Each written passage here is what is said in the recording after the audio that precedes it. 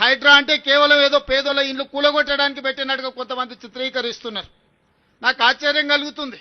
వాళ్ళ ఆలోచనలు, వాళ్ళ విధానం, వాళ్ళు ఏం చేయదలుచుకున్నారు. ప్రకృతి విధ్వంసం జరిగినా పర్వాలేదు, హైదరాబాదు నగరం కుప్పగూలినా పర్వాలేదు, ఈ నగరం కాలుష్య నగరంగా మారి ఇక్కడ ఉండే ప్రజలు వలసపోయి పారిపోయినా పర్వాలేదనే ఒక కుట్ర, కసి, కడుపు మంట వాళ్ళ మాటల్లో కనిపిస్తుంది.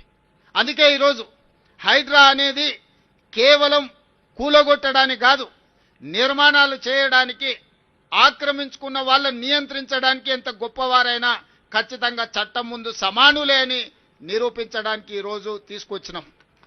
ఈరోజు మీకు అందరికీ తెలుసు, ఇవాళ Hyderabad disaster response and assets protection agency, దీంట్లో డిజాస్టర్ మేనేజ్మెంట్ ఉంది, అసెట్ ప్రొటెక్షన్ ఉంది, ప్రతి ఒక్క పని ఇందులో ఉన్నది.